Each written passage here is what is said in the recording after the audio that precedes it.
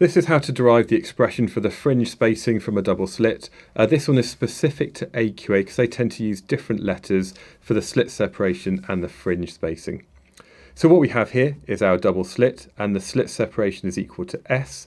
We then have a large distance d to where the screen is, and W is the fringe spacing. And that's because over here we have constructive interference, and that's when x2 minus x1 is equal to the wavelength lambda.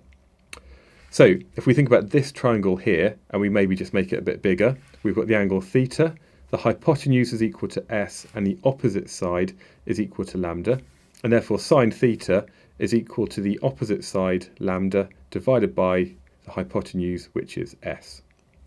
Now this triangle is a similar triangle to this large one up here, but here we know the opposite side and the adjacent side, so we can say that tan theta equals the opposite over the adjacent, which equals the fringe spacing W divided by the distance to the screen D.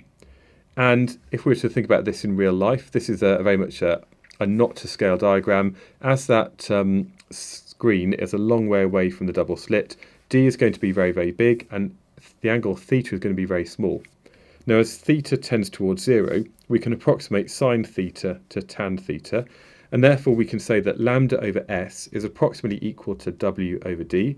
And if we just rearrange this by bringing the D up to this side, we can say that W is equal to lambda D divided by S.